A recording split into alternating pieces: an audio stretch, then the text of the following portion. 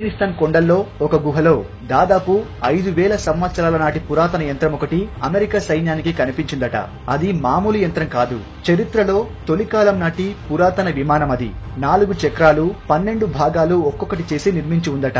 దాన్ని అమెరికా సైనికులు గుహల నుంచి బయటకు తీసేందుకు ఎన్నో రకాల ప్రయత్నాలు చేశారు. వారి ప్రయత్నాలేవీ ఫలించలేదు. చేసేదేం లేక వెనక్కి తిరిగి వెళ్లిపోయారు. అయితే ఇదే విషయం రష్యాకు కూడా తెలియడంతో వాళ్ళు ఎంతో పరిశోధించి అమెరికా సైనికులు తెలుసుకున్న విషయం అసత్యం కాదని ఆఫ్ఘనిస్తాన్ లోని అత్యంత పురాతన నగరంగా ప్రసిద్ధి చెందిన బాల్క్ అనే చిన్న ప్రాంతంలోని మారుమూల ఎవరూ వెళ్లేందుకు వీలు కాని చోట ఉన్న కొండ గుహలో ఆ విమానం ఉన్నట్లు గుర్తించారు. అయితే ఎన్నో పరిశోధనల తర్వాత వాళ్ళు తెలుసుకున్న నిజాలు వాళ్ళ మతి పోగొట్టాయట. ఎందుకంటే అది మామూలు విమానం కాదు. 5,000 సంవత్సరాల క్రితంలోనే డెడ్లీ వెపన్స్ అనే ఎన్నో ఆయుధాలతో నిండి ఉన్న విమానం.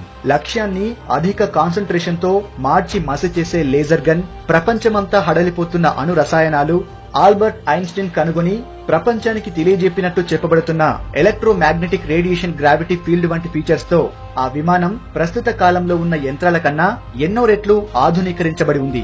అయితే స్టార్టింగ్ లో పరిశోధకులకు దాన్ని సృష్టించింది ఎవరో అర్థం కాలేదు. దీనిపై చాలా కాలం రహస్య పరిశోధనలు కూడా సాగాయి. అప్పుడు వారికి అనేక దిగ్భ్రాంతికర నిజాలు తెలిసాయి.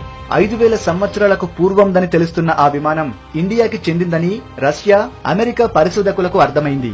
ఎందుకంటే ఇండియాలోని అనేక గుహల్లో వేల సంవత్సరాల క్రితం అప్పటి ఏవియేషన్ రహస్యాలకు సంబంధించిన రేఖా చిత్రాలను వారు అప్పటికే చూస్తున్నారు. వాటిని ఫోటోలు తీసుకుని విస్తృతంగా అధ్యయనం చేసినప్పుడు ఆ విమానాల బొమ్మలు ఆషామాషివి కావని, అవి శాస్త్రీయమైనవని, అప్పటి వైమానిక నిపుణుల తాలూకు ఆవిష్కరణలని అర్థమయ్యింది వారికి. అప్పటి విమానాలు పాదరసం సాయంతో నడిచేవని, రాగి మరికొన్ని లోహాలతో ఆ పురాతన విమానాలకు మాడ్యూల్స్ అమర్చబడి ఉండేవి. వాటి సాయంతోనే ఆ విమానాలను అప్పటి పైలట్స్ నడిపేవారట. ఆఫ్ఘనిస్తాన్ లో కనిపించిన విమానం కూడా అదే రీతిలో ఉంది. దాని నిర్మాణం కూడా గతంలో దొరికిన విమాన నిర్మాణ రేఖా చిత్రాల్లో సూచించినట్లే ఉన్నాయి. అప్పటి ఆధారాలు, ఇప్పుడు కనిపించిన పురాతన విమానం రెండూ ఒకేలా ఉండటం వల్ల ఆఫ్ఘనిస్తాన్ కొండ గుహలో కనిపించిన విమానం భారత్ కు చెందిందేనని పరిశోధకులు అర్థం చేసుకున్నారు. ఆ విమానాన్ని కదిలించాలని, బయటకు తీసుకురావాలని ఎన్నో ప్రయత్నాలు చేశారు. కానీ ఎవరికీ అది సాధ్యం కాలేదు. ఆ విమానం ఒక ప్రత్యేక పద్ధతిలో ఆ గుహలో భద్రపరచబడిందని సైంటిస్టులు చెబుతున్నారు. అది దాదాపు ఒక విధమైన బంధనం మధ్యలో ఇమిడి ఉందని అంటున్నారు. ఇప్పటికీ ఆ విమానం మిస్టరీగానే మిగిలిపోయింది.